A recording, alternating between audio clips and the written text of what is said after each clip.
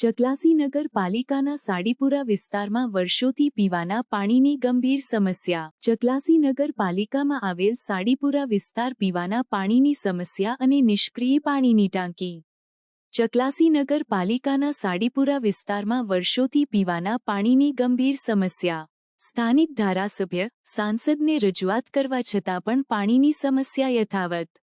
Vote bank માટે ધારાસભ્ય સાંસદો વોટ માટે આવતા હોય છે, પરંતુ પાણીની સમસ્યા માટે કોઈ આવતું નથી।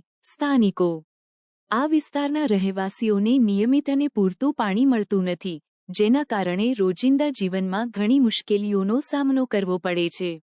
વર્ષ 2017માં સાડીપુરા વિસ્તારમાં પીવાના પાણીની સમસ્યા હલ કરવા માટે નગરપાલિકા દ્વારા એક પાણીની ટાંકી બનાવવામાં આવી હતી।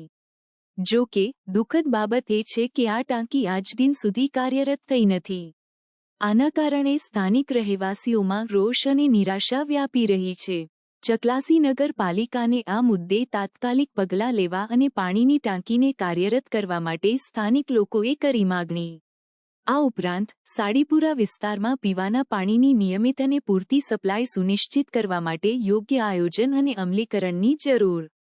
આ સમસ્યાના નિરાકરણ માટે નગરપાલિકા અને સંબંધિત અધિકારીઓ દ્વારા તાત્કાલિક ધ્યાન આપવામાં આવે નહીં તો ગાંધીજી ચિંધ્યા માર્ગે ઉગ્ર આંદોલનની કાઉન્સિલરની કરી માંગ।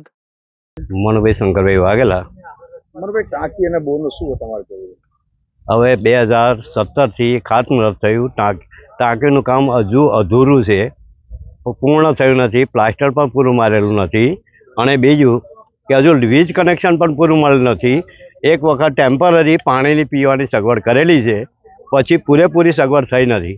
એટલે સત્વરે કે ગ્રામજનોને આ હિતમાં પાણીની સગવડ થાય અને પાણીની જે સમસ્યા છે એ વહેલી તકે પૂર્ણ થાય એવી આગળ રજૂઆત કરે એવી હું અપેક્ષા રાખું છું। મારું નામ મનોજકુમાર નટુભાઈ વાઘેલા, ચકલાસી નગરપાલિકા સભ્ય, વોર્ડ નંબર 7। મનોજભાઈ, શું છે પાણીની મુખ્ય સમસ્યા? પાણીની મુખ્ય સમસ્યા એ છે કે 2017થી જે ટાંકી મંજૂર થયેલી છે અને 2018માં એનું ખાતમુહૂર્ત કરવામાં આવેલું, પણ એ કામ હજુ પણ પૂરું થયું નથી। વારંવાર સંસદ સભ્ય શ્રી દેવસિંહ ચૌહાણ, ધારાસભ્ય શ્રી સંજયસિંહ મહેડા, નગરપાલિકા પ્રમુખો, ચીફ ઓફિસરો ઘણા બદલાયા, દરેકને લેખિત મૌખિક વારંવાર રજૂઆતો કરી, છતાં પણ આનું કોઈ નિરાકરણ આવ્યું નથી। શું હવે તમારો અંતિમ તબક્કામાં શું? અંતિમ તબક્કામાં તો એમને અરજ કરીએ છીએ કે સત્વરે આનો નિકાલ કરે અને પ્રજાને ધ્યાનમાં લઈ આ કામને પૂરું પાડે। મારું નામ વાઘેલા છોટાભાઈ છબાભાઈ વાઘેલા। સાડીપુરાની વસ્તી અને આ ટાંકીનું આયોજન ક્યારે કરવાનું? પાણી મળી જ છે? આ સાડીપુરાની વસ્તી 3000થી 3500 માણસની વસ્તી છે અને 2017માં એનું ખાતમુહૂર્ત કરવામાં આવેલું। અત્યાર સુધી પાણીની ટાંકીનું કાર્ય પૂર્ણ થયેલ નથી અને વારંવાર રજૂઆત કરીએ સંસદ સભ્ય સુધી, પણ એનો કોઈ નિકાલ જ નહીં થતો। એનો ગામના પ્રમુખો જે છે આઈને બદલાઈ જાય છે, પણ એની કોઈ કાર્યવાહી કરવા માગતા જ નહીં। કામ પણ તકલાદી છે એવું લાગે? કામ તો તકલાદી જ છે। આ પોપડા ઉખડ્યા છે, પ્લાસ્ટર મારીને રિપેરિંગ કરીને જતા રહે, 6 મહિને ફરી આવે છે સિમેન્ટ બગડે ત્યારે। Ravjibhai Somabhai Vaghela, ward number 7, councillor. Ravjibhai, ખાસ કરીને કોન્ટ્રાક્ટર અને નગરપાલિકાના કારણે સાડીપુરાના 3000 લોકો પાણીથી બને છે। આ સિવાય પણ ઘણા વિસ્તારોમાં પાણીના ટાંકીના સમસ્યાઓ શું? સાચી વાત છે। ચકલાસીમાં 7 વર્ષથી આ પાણીની ટાંકીઓ અધૂરી છે, કોન્ટ્રાક્ટર કામ કરતા નથી અને જે તે પેટા કોન્ટ્રાક્ટ આપીને પણ આ કામ વચ્ચે શરૂ કરી દીધું, એ પણ બંધ કરી દીધું। વારંવાર રજૂઆતો કરવા છતાં પાલિકા અને કોન્ટ્રાક્ટરને કોઈ મિલીભગત હોય એવું લાગ્યું છે, જેથી કરીને પ્રજાને ખૂબ જ પાણી વગર તરસવું પડે છે। આમ તેમ કરી અને લોકો પાણી લાવીને પોતાનું ગુજરાન ચલાવે છે, પશુઓનું પાણી પાય છે, પરંતુ જો આ ટાંકી શરૂઆત નહીં કરવામાં આવે તો ઘણી જ સમસ્યાઓ સર્જાય તેમ છે અને આ બાબતે વારંવાર મેં રજૂઆત કરવા છતાં પણ આ કામ થયું નથી, જેથી કરીને 10થી 15 દિવસમાં હું ઉગ્ર આંદોલન કરીશ। ગાંધી ચિંધ્યા માર્ગે 5 જગ્યાએ જે ટાંકીઓ બાકી છે એ સત્વરે ચાલુ કરાવવા વારંવાર રજૂઆત કરી છે, તેમ છતાં તેનો નિર્ણય આવેલ નથી।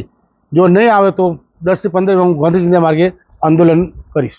હા, મારું નામ HK પટેલ છે, ચીફ ઓફિસર ચકલાસી નગરપાલિકા.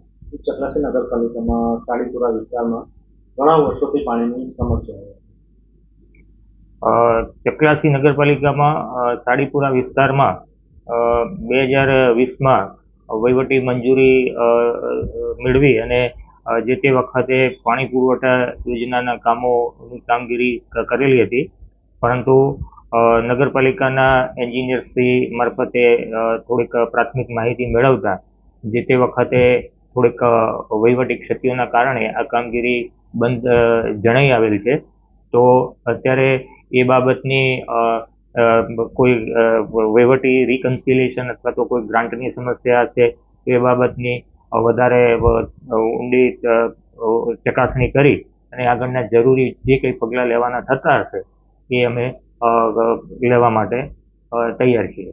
સ્થાનિકોનું કહેવું છે કે હાલના ધારાસભ્ય અને સાંસદોને રજૂઆત કરવા છતાં પણ આ કાર્યરત નથી ટાંકી, એ બાબતે શું કહેશો?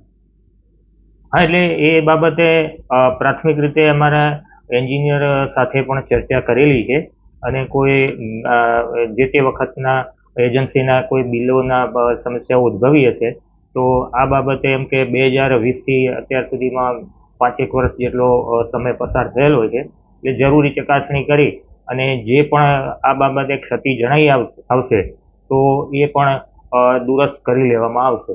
કોન્ટ્રાક્ટર પણ એવું કહે છે જે જાવેદભાઈ છે કે અમારું બિલ પૂરા થયા નથી એટલે અમે આ કામ અટકાવી રાખ્યું છે, એ બાબતે આપ શું કહેશો?